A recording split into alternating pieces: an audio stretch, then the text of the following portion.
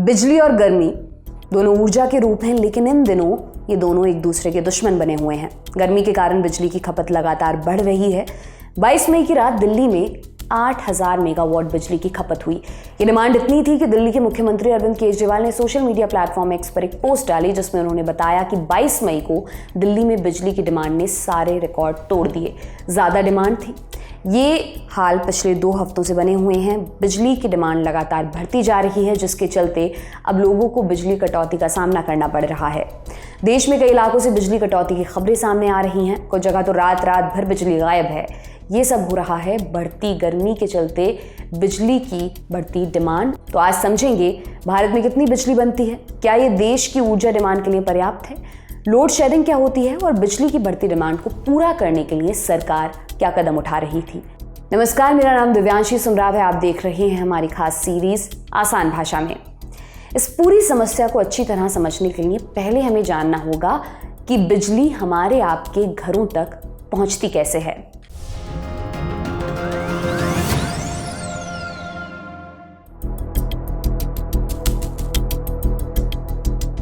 Power plant से बिजली आपके घर तक लाना एक बेहद कॉम्प्लेक्स प्रोसेस है। शुरुआत पावर प्लांट से होती है।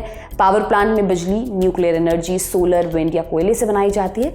उसे ट्रांसमिशन लाइंस में डाला जाता है। बड़े बड़े टावर्स और उनके सहारे जाते मोटे मोटे बिजली के तार हम सभी ने देखे हैं। ये ट्रांसमिशन लाइंस सुदूर इलाकों तक बिजली पहुंचाने का काम करती हैं। ट्रांसमिशन लाइंस जिन टावर्स के सहारे चलती हैं उन पर लिखा होता है हाई वोल्टेज। ऐसा इसलिए क्योंकि बिजली बनाने के बाद उसका वोल्टेज बढ़ाया जाता है। और ऐसा क्यों किया जाता है, इसे समझने के लिए हमें एटम के लेवल तक जाना होगा। तो किसी एटम में 3 पार्टिकल्स होते हैं, प्रोटॉन, न्यूट्रॉन और इलेक्ट्रॉन। प्रोटॉन और न्यूट्रॉन गेंदों के ढेर की तरह बीच में होते हैं, जिसे हम एटम का न्यूक्लियस कहते हैं, और इलेक्ट्रॉन इस ढेर के चक्कर लगाते हैं। जब किसी तार को बिजली से जोड़ा जाता है तब कुछ इलेक्ट्रॉन्स एटम से फ्री होकर एक दिशा में चलने लगते हैं। इन फ्री इलेक्ट्रॉन्स के सहारे करंट आगे बढ़ता है। लेकिन इलेक्ट्रॉन से उल्टी दिशा में आपके घर में जितनी भी बिजली की वायरिंग है वो इसी सिद्धांत पर काम करती है। ये हमने आपको आसान भाषा में समझाने के लिए बताया। हालांकि असलियत में इलेक्ट्रॉन तार में इधर से उधर मूव नहीं करते, मूव करता है चार्ज। फिर भी मोटा माटी कह सकते हैं कि बिजली इलेक्ट्रॉन द्वारा ही बहती है। इन इलेक्ट्रॉन्स या बिजली को बहते समय प्रतिरोध का सामना भी करना पड़ता है, जिसे मेटल का रेजिस्टेंस कहते हैं। इसी रेजिस्टेंस के कारण आप देखते हैं कि बिजली का तार गर्म हो जाता है। एटम के बीच में होने वाले फ्रिक्शन की वजह से गर्मी पैदा होती है। ये गर्मी ऊर्जा की बर्बादी है। ऊर्जा कितनी बर्बाद होगी ये 2 चीज़ों पर निर्भर करता है, करंट और रेजिस्टेंस। जितना ज़्यादा रेजिस्टेंस और करंट होगा उतनी ज़्यादा गर्मी पैदा होगी। अब किसी मेटल यानी बिजली के तार का रेजिस्टेंस हम केवल एक लिमिट तक कंट्रोल कर सकते हैं, माने कम रेजिस्टेंस वाला तार इस्तेमाल किया जा सकता है। लेकिन वो भी कई दूसरी चीज़ों पर निर्भर करता है। मसलन चांदी का रेजिस्टेंस सबसे कम होता है, लेकिन चांदी इतनी लचीली होती है कि उससे बिजली बहाएं तो थोड़ी सी गर्मी में वो पिघल जाएगी। दूसरी बात, चांदी महंगी भी होती है, इसलिए बिजली के तार कॉपर से बनाए जाते हैं ताकि रेजिस्टेंस भी कम हो और तार गले भी नहीं। बहरहाल रेजिस्टेंस के बाद एक और चीज़ जो हमारे हाथ में है वो है करंट। करंट को एम्पेयर में मापा जाता है। जितना ज़्यादा एम्पेयर करंट होगा उतनी ज़्यादा ऊर्जा बर्बाद होगी। इस समस्या के निदान के लिए एक तरीका अपनाया जाता है। करंट और वोल्टेज में एक संबंध होता है, V = IR, यानी वोल्टेज बराबर करंट गुना रेजिस्टेंस। इस फॉर्मूले में R कांस्टेंट है, इसलिए करंट को कम करना चाहें तो हमें क्या करना होगा? जी हाँ, वोल्टेज को बढ़ाना होगा। यही काम ट्रांसमिशन लाइन में बिजली भेजने से पहले किया जाता है। ऐसा एक ट्रांसफार्मर की मदद से किया जाता है। हाई वोल्टेज वाली बिजली पावर प्लांट से हमारे शहरों तक आती है। वहाँ इस बिजली को एक बार फिर ट्रांसफार्मर से गुजारा जाता है ताकि वोल्टेज कम हो जाए और करंट बढ़ जाए। इस तरह हम बिजली की बर्बादी को रोकते हैं। ये तो हो गई बिजली के आपके हमारे घर तक पहुंचने की बात। अब समझते हैं भारत में कितनी बिजली बनती है। देश में केंद्र सरकार, राज्य सरकारें और प्राइवेट कंपनियां बिजली बनाने का काम करती हैं। इनके पास जितनी बिजली बनाने की क्षमता होती है उसी से भारत की कुल पावर प्रोडक्शन कैपेसिटी निकाली जाती है। अब आंकड़े जानते हैं। पावर मिनिस्ट्री की तरफ से भारत की टोटल इंस्टॉल्ड कैपेसिटी के आंकड़े जारी किए गए हैं। इनके मुताबिक 29 फरवरी 2024 तक भारत के सेंट्रल, स्टेट और प्राइवेट सेक्टर की बिजली कंपनियों के पास टोटल 4,34,195 मेगावाट बिजली उत्पादन करने की क्षमता थी। इसे इंस्टॉल्ड कैपेसिटी भी कहते हैं।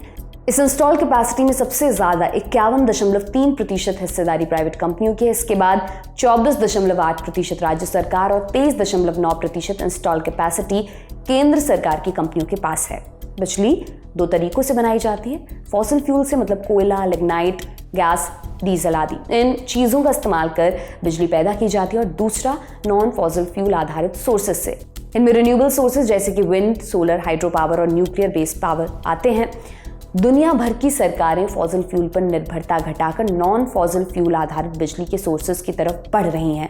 चूंकि फॉसिल फ्यूल धरती पर सीमित मात्रा में पाए जाते हैं, ऊपर से इन तरीकों से जो बिजली पैदा होती है उससे प्रदूषण बढ़ता है, जो दिन ब दिन जानलेवा बनते जा रहे क्लाइमेट चेंज का कारण है। वहीं नॉन फॉसिल फ्यूल से बिजली पैदा करना इको फ्रेंडली माना जाता है। अब ये भी जान लेते हैं कि फिलहाल इंडिया में फॉसिल और नॉन फॉसिल फ्यूल आधारित पावर प्लांट्स की इंस्टॉल कैपेसिटी कितनी है। टोटल इंस्टॉल कैपेसिटी में फॉसिल फ्यूल की हिस्सेदारी 56% और नॉन फॉसिल फ्यूल की हिस्सेदारी 44% है। ये इंस्टॉल कैपेसिटी यानी जितनी बिजली पैदा करने की काबिलियत है, लेकिन असल में जो बिजली पैदा होती है उसमें अधिकतर हिस्सा आज भी फॉसिल फ्यूल से पैदा की जाने वाली बिजली का ही है। नीति आयोग के आंकड़ों के मुताबिक 2023-24 में फरवरी तक कुल बिजली उत्पादन का 74.75% हिस्सा कोल से जनरेट होता है। इसके अलावा पानी यानी हाइड्रो से 7.76%, सोलर से 6.68%, विंड से 4.82%, न्यूक्लियर से 2.77%, ऑयल एंड गैस से 1.81%, बायो पावर से 0.87% और स्मॉल हाइड्रो से 0.52% ऊर्जा पैदा होती है। जब बिजली के ट्रांसपोर्टेशन का तरीका इतना सही है और इतनी बिजली बनती है, तो आखिर लाइट जाती क्यों है? इसके पीछे कई कारण हैं, जैसे लोड शेडिंग। ये लोड शेडिंग क्या होता है, इसे भी समझ लेते हैं। देखिए, बिजली जाने का जो कारण है वो एक तो सबसे पहली चीज कि कभी किसी जमाने में लोड शेडिंग की भी बात होती थी, और जब जब बिजली अपने पीक यूटिलाइजेशन पे होता है, जब बिजली की का यूज हम काफी बिल्कुल पीक पे करते हैं, जब हमारे बिजली की डिमांड बढ़ जाती है, मतलब कि हमारे बिजली का जो है, जब जैसे कि आज के समय में, आज के दिनों में हमें बिजली की जरूरत बहुत काफी ज्यादा होती है, तो ऐसे केस में जब बिजली की डिमांड बढ़ जाती है, जब यूसेज बढ़ जाता है, तो फॉल्ट्स भी बढ़ जाते हैं, और उस फॉल्ट्स के कारण जो है बिजली जाती है। और जो है कभी कहीं किसी वक्त कुछ पावर शेडिंग, जो लोड शेडिंग होता है वो पहले होती थी, अब बहुत ज्यादा लोड शेडिंग के केसेस हैं नहीं। देखिए, बाकी वस्तुओं के समान, बाकी वस्तुओं की जिस तरीके से मार्केट में एक सप्लाई होता है और दूसरा डिमांड होता है, उसी तरीके से बिजली की भी अपनी एक सप्लाई एंड डिमांड का एक प्रक्रिया होती है। एक जो जो यूज करने वाला होता है, जो कंज्यूमर होता है, उसकी डिमांड होती है, और जो पावर स्टेशंस होते हैं उनका जो है सप्लाई होता है। तो जब कभी किसी मोमेंट पे अगर बिजली की सप्लाई कम हो जाती है और डिमांड ज्यादा रहता है, तो ऐसे केसेस में कुछ जगहों के लोड को डिस्कनेक्ट करके, शेड करके, लोड शेडिंग मीन्स उसको शेड करके, बिजली को शेड करके और सप्लाई और डिमांड को मैच किया जाता है। इसे हम लोड शेडिंग बोलते हैं। ये आज की तारीख में नहीं देखा जा रहा है, लेकिन जो है पहले ये लोड शेडिंग की समस्या काफी होती थी। लेकिन सवाल ये कि क्या लोड शेडिंग सबसे बड़ी वजह है बिजली की कटौती की? क्या कोई और भी कारण है जिसकी वजह से बिजली कट जाती है? इस बिजली की कटौती में गर्मी की वजह से बढ़ने वाली डिमांड का कितना रोल है? इंडिया में जो हमारी जो टोटल जो बिजली की जो इंस्टॉल्ड कैपेसिटी है, वो तकरीबन, अगर हम सेंट्रल इलेक्ट्रिसिटी अथॉरिटी के डेटा को के उससे मैं बता रहा हूँ, 442 गीगावाट हमारी टोटल इंस्टॉल्ड कैपेसिटी है, जिसमें से कि तकरीबन 48% जो है ये हमारा कोल पे चलता है, 33% रिन्यूएबल पे चलता है, हाइड्रो की भी 10 to 11% की का कंट्रीब्यूशन है, एंड जो गैस पावर प्लांट्स होते हैं ये हमारा करीब जो है 5 to 6% है, एंड न्यूक्लियर करीब करीब 1 to 2% है। तो ये तो रहा हमारा सप्लाई साइड रहता है, ये सप्लाई साइड रहा। अगर हम पावर के डिमांड की बात करें, तो मार्च के डेटा के अनुसार जो हमारी जो टोटल कुल डिमांड थी ऑल इंडिया, ये तकरीबन 222 गीगावाट की हमारी जो है पीक डिमांड थी। पीक डिमांड, जिसको कि हमने तकरीबन 0.1% के एरर से हमने उस पीक को हमने मीट कर लिया। तो ये हमारे इंडिया का सिनेरियो है, जहां पर कि हमारा जो अगर मार्च महीने की बात करें तो 221 गीगावाट की हमारी जो है वो पीक डिमांड थी। अब हम आगे अगर करें इंडिया के लिए ये सिनेरियो, तो जैसा हमने आपको बताया कि हमारी जो मार्च महीने की जो पीक डिमांड थी ये हमारी 222 गीगावाट थी, और हमारा टोटल जो हमारा पावर जनरेशन इंस्टॉल्ड कैपेसिटी है, ये इंस्टॉल कैपेसिटी हमारी जो है, ये जैसा अभी हमने आपको बताया कि हमारी जो है 442 गीगावाट की है। तो हम तकरीबन समझ लीजिए कि पीक जो है वो पीक हमारा 50% हमारी इंस्टॉल्ड कैपेसिटी का जो है पीक। देखिए इसमें इसमें काफी सारी चीजें हैं, जिसमें कि कुछ चीजें ऐसी हैं जो कि ज्यादातर जो है वो फॉल्ट्स रहते हैं। जब हम हमारा यूटिलाइजेशन जब काफी ज्यादा होता है तो कभी कभी हमारे खुद का जो इंस्टॉल्ड कैपेसिटी होता है, कभी कभी हम उसको एक्सीड कर जाते हैं, तो कभी वहां पे ट्रिपिंग हो जाती है। तो मेनली जो हमारा पीक डिमांड का समय होता है उसमें ट्रिपिंग की समस्या होती है, एंड कभी कभी फॉल्ट की भी समस्या होती है, जिसके कारण कि हमें ये कभी कभी पावर कट झेलना पड़ता है। अभी जो पावर डिमांड है हमारी, ये जो हमने आपको बताया कि ये तकरीबन 222 मेगावाट है, सॉरी गीगावाट है, जो कि अ, अ, साल में अगर हम मान लें तो अगर हमारी जो ये जो हमारा डिमांड बढ़ रहा है वो अगर मैं 10% नहीं, 10% से तो ज्यादा ही है। हमारी जो ये जो हमारी जो डिमांड है वो तकरीबन जो है आप समझ लीजिए कि हमारे ये जो है करीब करीब करीब जो है ये डबल हो जाएंगे। अगर मैं 10%, अगर मैं साल का इंक्रीमेंट अगर मैं देख रहा हूँ, तो ये 10 साल में हमारी जो पावर डिमांड है ये डबल हो जाए। देखिए गर्मी के मौसम में करीब करीब जो डिमांड जो रहती है हमारी वो 30 to 40% बढ़ जाती है।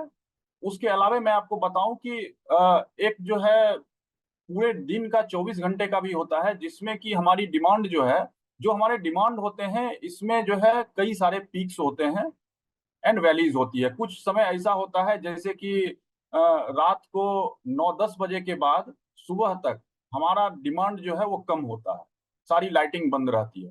तो तकरीबन 30 to 40% के आसपास जो है गर्मी में एंड विंटर में हमारी जो पावर डिमांड है वो एवरेज से बढ़ जाती है। समस्याओं को आपने समझ लिया, लेकिन बड़ा सवाल यह है कि सरकारें इस दिशा में क्या कर रही हैं। सरकार जो सबसे पहली चीज, पहले क्या होता था कि जब हमारी बिजली की मांग बढ़ती थी तो हम बिजली के सप्लाई को बढ़ाने का प्रयास करते थे, हम अपनी इंस्टॉल्ड कैपेसिटी को बढ़ाते थे। 2010 में सरकार ने एक डिमांड साइड मैनेजमेंट एक्ट जो है एक लाया, डीएसएम, जिसको कि हम डीएसएम एक्ट के नाम से जानते हैं। ये 2010 में आया था, जिसमें कि ये कहा गया कि सप्लाई को मैनेज करने के बजाय अगर हम डिमांड को मैनेज करें तो हमारी सप्लाई खुद ब खुद मैनेज हो जाएगी। तो एक डीएसएम एक्ट आया था 2010 में, जिसके तहत कि यहाँ पर बहुत सारे काम हुए, जिसमें कि काफी सारे सप्लाई पे तो हमने काम किया ही, लेकिन हमने डिमांड पे ज्यादा काम किया।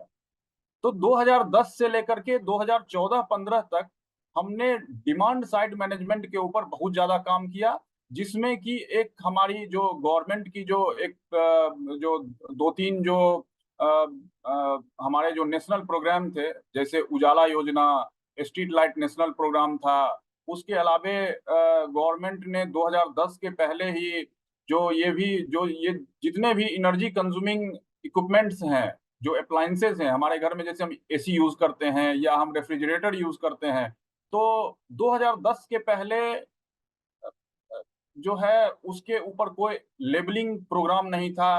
कंज्यूमर को ये पता नहीं चलता था कि ये बिजली कितना खाएगी, कितना बिजली कंज्यूम करेगी। तो उसके लिए हमने गवर्नमेंट ने स्टार रेटिंग के प्रोग्राम लाए। 2014 से गवर्नमेंट ने उजाला योजना, स्ट्रीट लाइट नेशनल प्रोग्राम लाया, जिसमें कि जितने भी पुराने इनइफिशियंट लाइट्स थे उसको हमने एलईडी से रिप्लेस किया। जैसे कि मैं आपको एग्जांपल देता हूं कि पहले हम लोग हर लोगों के घर में इनकैंडेसेंट बल्ब हुआ करता था, जो कि लाइट के बजाय हीट भी हमें प्रोवाइड करता था। और वो तकरीबन जो है 100 वाट कंज्यूम करता था, 10 रुपए में मिलता था। बाद में CFL आए, वो थोड़े से एनर्जी इफिशियंट हुए, तो 100 वाट के बल्ब को हमने 20 वाट के CFL से रिप्लेस किया।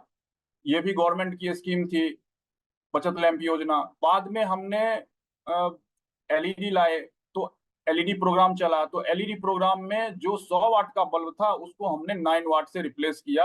और आप समझिए कि 100 वाट को 9 वाट से रिप्लेस करने का मतलब कि जो लाइटिंग यूजेस है उसमें जो है 90% की हमने डिमांड कम कर दी। तो इस तरीके से गवर्नमेंट जो है टाइम टू टाइम डिमांड के ऊपर तो काम कर ही रही है, साथ में सप्लाई के ऊपर भी काम हो रहा है। अब जैसे सप्लाई की बात करें तो अभी जिस तरीके से हमारे यहाँ रिन्यूएबल पे ऊपर काम हो रहा है, हम सोलर के ऊपर काम कर रहे हैं। तो ये सब चीजें जो है, ये सब जो भी इनिशिएटिव है, इससे हमारे जो लोड शेडिंग है, जो डिमांड एंड सप्लाई के बीच का जो गैप है, उस गैप को हम बढ़ा रहे हैं। मतलब कि हमारा जो अभी डिमांड है वो 50% ऑफ हमारी इंस्टॉल कैपेसिटी है, और जैसे जैसे हम डिमांड को कम करेंगे, सप्लाई को बढ़ाएंगे, वैसे वैसे हमारे पास स्पेयर्स सप्लाई होगा, जिससे कि हम अपने जो लोड शेडिंग की समस्या थी उससे हम बाहर आए। जो पावर स्टेशन है वहां पे उनके अपने शेड्यूलिंग होते हैं, वो सब काफी एडवांस में होता है, जिसके कारण कि हमें इस तरह की कोई पावर शेडिंग या ब्लैकआउट टाइप की कोई समस्या नहीं होती। आप इस पर क्या सोचते हैं, हमें कमेंट सेक्शन में ज़रूर बताएं। बहरहाल इस एपिसोड में इतना ही। ये तमाम जानकारी आपके लिए लेकर आए थे हमारे साथी आकाश और उपासना। देखते रहिए दी लंदन टॉप। बहुत बहुत शुक्रिया।